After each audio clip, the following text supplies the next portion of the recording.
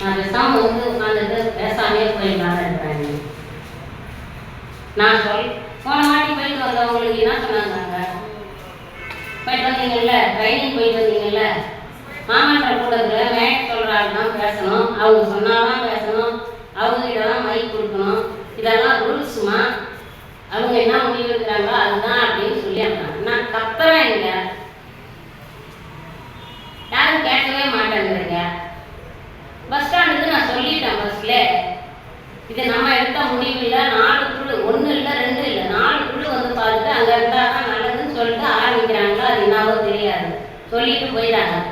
அதுக்கு நம்ம சம்மந்தம் இல்லை சொல்லிட்டாங்க. அதையே திரும்ப திரும்ப திரும்ப திரும்ப பேசுகிறீங்க. ஆரம்பத்துலேருந்து பேசுறது தான் மேலே போய் பேசுங்க, இல்லை அமைச்சர்கிட்ட போய் பேசுங்க, இல்லையா முதலமைச்சருக்கு போடுங்க, இல்லை போங்க நியமனத்தில் போய் பேசுங்க, எங்கே பேசணுமோ அங்கே போய் பேசுங்க. அதே மாதிரி ஒர்க்கு டெண்டர் வந்து ஒரே ஆளே எடுக்கிறாங்க அப்படின்னு சொல்கிறீங்க. நான் இல்லைன்னு சொல்லல. புதுசாக ஒரு டெண்டர் எடுக்க வந்தா பழைய டெண்டர் கான்ட்ராக்ட்காரங்க என்ன பண்ணுறாங்க, அவங்ககிட்ட போய் இங்கே மட்டும் எடுக்கிறாதப்பா, இங்கே போகுதுன்னா எம்புக்கு எழுத மாட்டாங்க, எஸ்டிமேஷன் போட மாட்டாங்க, அதுக்கு நமக்கு நிறையா நடக்கிறதுக்கே நமக்கு வயசு ஆகிடும். அதே மாதிரி ஆடியத்தில் நம்ம எம்புக்கு மாட்டிச்சுன்னா வாங்கி தர மாட்டாங்க. இதெல்லாம் பேசுகிறாங்க. நான் நிஜத்தை பேசுகிறேன், நான் குறைய சொல்லலை, இங்கே நடக்கிறத நான் பேசுகிறேன். அது எம்புக்கு எழுத ஆள் இல்லைன்னா அசிஸ்டன்ட் 2-3 பேர் போட்டுக்குங்க. கான்ட்ராக்ட் எடுக்கிறவங்க உடனே எழுதி உடனே இது பண்ணுங்க. அவங்க கான்ட்ராக்ட் வேலை செய்யறாங்கன்னா பார்க்கல 2 நாள் நீங்க போய் பாருங்க, தப்ப உடனே சொல்லுங்க, இது தப்புப்பா, இந்த மாதிரி போகுது, இதை இடிச்சுட்டு கட்டுனா அவனுக்கு ரொம்ப நஷ்டம் ஆகாது. அவன் கட்டி முடிச்சதுக்கு அப்புறம் நீ போய் அந்த இடத்துல போய் குறை சொல்லி அதை இடி, வேற வழி கிடையாது, அவன் அதிலேயே நொந்து போயிடுறான். இதெல்லாம் தப்பு நிறைய நடக்குது. நான் தான் போங்க, நடக்கிற இடத்துக்கு போங்க. அப்புறம் என்ன பண்றீங்க ஆபீஸ்ல போய் பாருங்க, வேலை நடக்கிற இடத்துல போய் பார்த்து உங்களுக்கு என்ன தப்புன்னு தோணுதோ சொல்லுங்க. அவங்க அதை என்ன செஞ்சிருக்காங்கன்னு அவங்க சொல்லுவாங்க. அதையே செய்ய மாட்டேன்றீங்க. பல தடவை சொல்றேன், பல பேர் என்கிட்ட வந்து புகார் சொன்னதே இதுதான். எம்புக்கு எழுத மாட்டேன்றாங்க மேடம், எஸ்டிமேஷன் போட மாட்டேன்றாங்க மேடம், கேட்டா ஆள் இல்லைன்றாங்க மேடம், கேட்டா நான் அங்க இருக்கிறேன் நான் இங்க இருக்கிறேன்றாங்க மேடம், என்ன பண்றது மேடம்ன்றாங்க. நான் இதுக்கெல்லாம் என்ன பதில் சொல்றது? எவ்வளவு வேலை வந்து நிக்குது, எடுக்காம நிக்குதுன்றாங்க கமிஷனர். இதுதான் காரணம், இதுதான் காரணம். நம்ம மேல கேட்டுருக்குறோம், ஆளு இந்த மாசத்துக்குள்ள நிறைய பேர் இல்லை, ஒர்க்கர்ஸ் பணியாளர் இல்லைன்னு சொல்லியிருக்கோம், மேலேயும் போடுறேன்னு சொல்லியிருக்காங்க. அவங்களாம் வந்ததுக்கு அப்புறம் இவங்கெல்லாம் எப்படி மாற்றி சரி வேற வேலையை செஞ்சு சுறுசுறுப்பா வேலையை முடிக்கணும்னு ஊழியர்களை நான் கேட்டுக்கிறேன், பணிபுரிகிற ஊழியர்களை. எஸ்ஓலாம் ஒரு வார்டுக்கு போனீங்கன்னா சுற்றி வாங்க, எங்கே குப்பாலையே பாருங்க, சாக்கடை அடிச்சிட்டு இருக்குதான்னு நோண்டுங்க.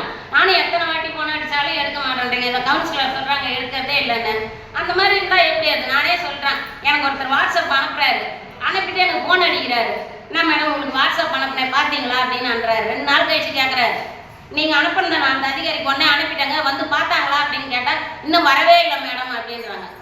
இன்னுமா வரல நான் அவரை கேட்டிங்கன்னா அவர் உடனே எனக்கு கேட்குறாரு கேள்வி, உங்கள் பேச்சுக்கே அவ்வளோதான் மரியாதையா மேடம் மாநகராட்சி இல்லைன்றாங்க. என்ன செய்ய சொல்கிறீங்க? எவ்வளோ பிரச்சனை, எவ்வளோ பேர் நம்மளை பேசுகிறாங்க. ஆளுக்கு ஒரு செல்லு வச்சுக்கிறாங்க கையில். இங்கே உள்ள என்ன நடக்குதுன்னு தெரியாமல் எல்லாத்தையும் எல்லாத்தையும் எல்லாத்தையும் எல்லாத்தையும் உடனே அப்டேட் பண்ணுறாங்க.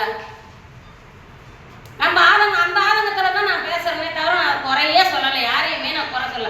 தயவு செஞ்சு நீங்கள் ஏதாவது வேலையில் இருந்தீங்கன்னா உடனே அந்த ஃபோனுக்கு மறுபடியும் ஃபோனை போட்டு என்ன மேடம் ஃபோன் பண்ணீங்க, என்ன பிரச்சனைன்னு கேளுங்களாம். ஏன் அதை செய்ய மாட்டேன்றீங்க? அலட்சியப்படுத்துறீங்க. என்னையும் ஒருத்தராக தான் கேட்குறாரு, உங்கள் பேச்சுக்கு அவ்வளோதான் மேடம் மரியாதை அப்படின்றாரு. நான் என்ன சொல்கிறது ஒரு பதில் சொல்லுங்க. இதை தான் நான் வந்த நாள்லேருந்து அடிச்சுக்கிறேன், போன கூட்டத்துலேருந்து அடிச்சுக்கிறேன். செய்யுங்க, சரி வேலை செய்யுங்க, ஃபோனை எடுங்க, அட்டன் பண்ணுங்க, உடனே போய் பாருங்க. ஒரு கான்ட்ராக்ட் ஒரு வேலை எடுத்து செய்கிறான்னா போய் அங்கே ஃபர்ஸ்ட்லேயே அந்த தப்பை நிறுத்துங்கன்றான். செய்ய மாட்டேன்றீங்க. அவன் கட்டி முடிச்சதுக்கப்புறம் அவனும் காசு போட்டு தானே கட்டுறான். நீங்கள் மறுபடியும் ஈடினோன்னா அவனுக்கு நஷ்டமாவாதா? ஆரம்பத்திலே பாருங்க, ஒரு வாரத்தில் 2 தடவையாவது போய் பாருங்க அந்த இடத்த. ஏன் செய்ய மாட்டேன்றீங்க? ஃபர்ஸ்ட் அசிஸ்டன்ட் யாரையாவது போடுங்க. ஆள் இல்லைன்னா ஒரு நிரந்தரமா இல்லை, டெம்பரவரியா ஆளை போட்டு எழுதுங்க, எழுதி ஒர்க்க ஆரம்பிங்க. இங்கே சுறுசுறுப்பாக செய்கிறாங்கன்ற பேச்சு வெளியில் போனாலாவது யாராவது புதுசாக கான்ட்ராக்ட் வராங்களா பார்ப்போம். வரவங்கள தான் தடுத்துடுறாங்களே. இந்த மாதிரி போய் சொன்னால் எப்படி வருவாங்க புதுசாக?